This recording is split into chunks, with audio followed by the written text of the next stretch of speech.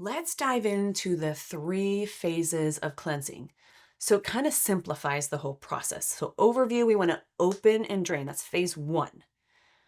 Open and drain. Phase two is mobilize and bind to the toxins. So, we want to basically get things to move and bind. And then phase three is repair. We want to repair and heal and nourish so the body can move on to its regular schedule again. So let's take a deep dive into phase one. So phase one really is your preparation phase. And this one, you're going to open your drainage pathways. And that would mean changing out your diet, getting things moving, making sure your bowels are moving. So if you're not having a bowel movement, this is a good time to get a bowel movement going. So if you're having one bowel movement a day, that's decent. Optimal is 2 to 3 a day. If you're having a bowel movement every other day, which I'd consider constipation, you would want to get those bowels to increase more before you do the cleanse. And that might look like taking it could be laxatives, it can be ox bile before you have food, it can be higher amounts of magnesium. You can use a product called Herbal Fiber Blend from the AIM company to help begin to get more bowel movements. Now, it depends on your body. Some people don't respond to the same product. So if you're a drier type, it might be better off to use things that are more mucusy, meaning like if you have dry skin, dry hair, dry nails, dry, then you might want to use like flaxseed, ground flaxseed and some water. That's super cheap and easy to use to get the bowels moving. So in this section of the phase, the liver, gallbladder, kidneys, lymph, and colon are all being supported so they can drain. So just think of, as we're preparing for the cleanse, we want to make sure our foods get cleaner. And that means less meat, less animal foods, definitely cut out processed foods. So this is kind of like the pre-cleanse phase. Phase one is. And this really supports, again, getting your pathways opened up so that once you start the cleanse, you don't have backup or lack of binding to toxins. So in this phase, commonly what we'll use is magnesium, electrolytes like trace minerals, or you can use like sodium, potassium, magnesium, calcium kind of combo blend. There's a lot of electrolyte packets out there. Not all of them work the same, but that's a good time to use, again, what you have access to. The next item would be like adding in some bitter herbs, and that could be taking some milk thistle tea.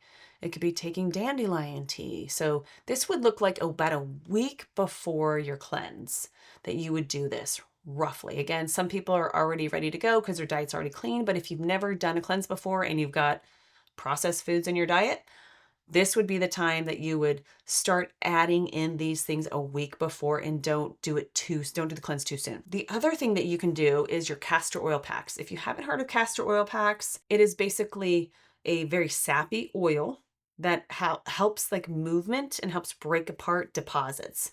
So what the pack is you would put oil on, say for example, your liver, and then you would put a heat compress on top of that and let that hang out for about 20 minutes. You can do that as you go to bed, when you wake up, whatever is easy. And that helps prime the body to help move things through the system instead of it staying stagnant. Binders are pretty decent, but again, if you're not having enough bowel movements, meaning if you're having maybe one a day, maybe every other day, I wouldn't use like a binder like activated charcoal or zeolite or a product called like Ultra Binder from Quicksilver, which is a fantastic binder, but we want to make sure you're moving first. If you're having great bowel movements, binders are fantastic. You can start taking those, in the morning or in the evening, 2 hours away from food, after food, or 30 minutes before food or supplements.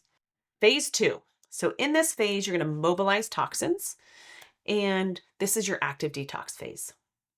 So your active detox phase is where liver bile is dumping, debris is coming out of the colon, kidneys cleansing, lymph is moving. And this is where we want to do a systematic daily process of moving things out of the system. So the outline would look such as you do a morning liquid with electrolytes, then you follow it up with kidney and liver cleansing agents like milk thistle NAC, phosphatidylcholine, an herbal kidney cleanse, And then you would ideally do an enema. That is optional, but super effective. And then after that, you would do binders. So you can capture all of those things coming out.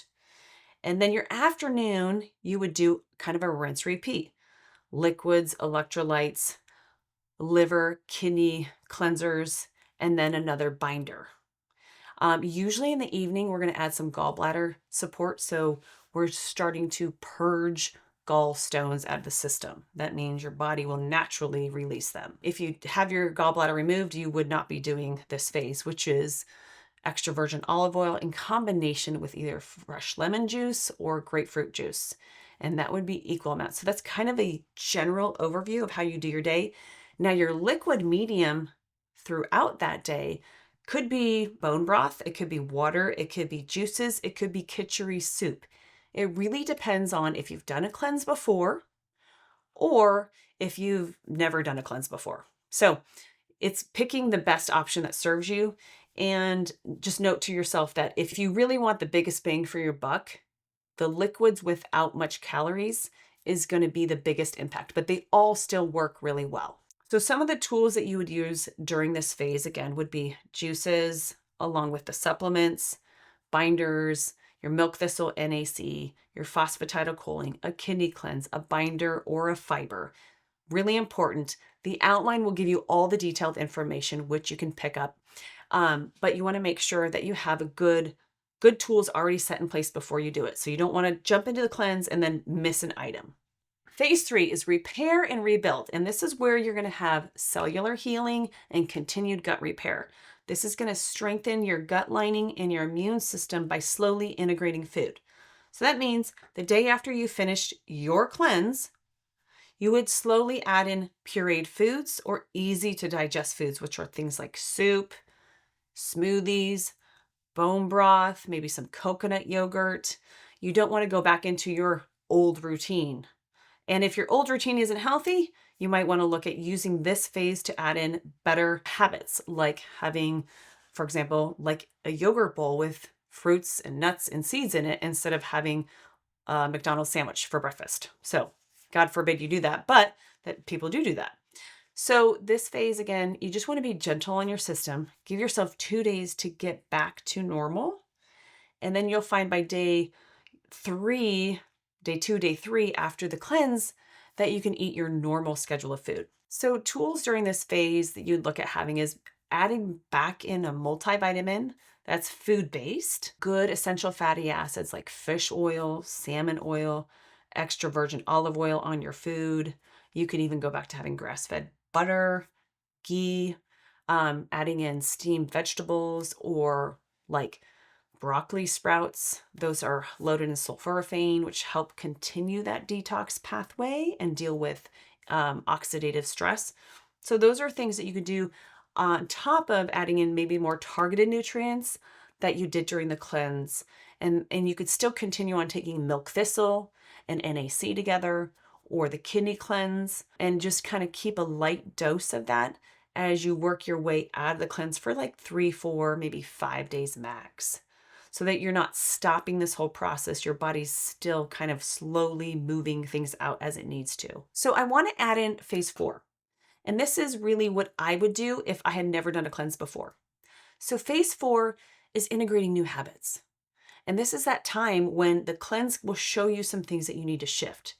So you might find these things to happen when you're in and doing the cleanse, and then you can follow them up after the cleanse. Those could be micro changes.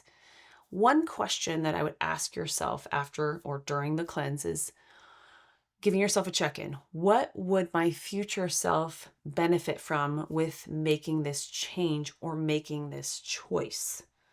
So that means, let's just use an example. Someone who likes to shop and they do that often for a dopamine hit. They might not know that they're doing that. So you would ask yourself, is this going to benefit my financial budget, my family budget, my joy factor, or is this just temporary fix for what I need to really deal with, which is a problem over here? Another example would be alcohol consumption. If you drink alcohol a couple of times a week or every day in the evening to kind of reset your mood for the day, Would my future self benefit from me having that alcohol tomorrow? How am I going to feel in the morning? So check in with yourself. That's a great, great tool to use. And you'll find you will make hands down better decisions. I would use like a little sticky note, put that on your mirror, and ask yourself, is my future self going to benefit me by making this decision or doing this action, whatever that might be? So during this phase as well, you can look at doing mini cleanses.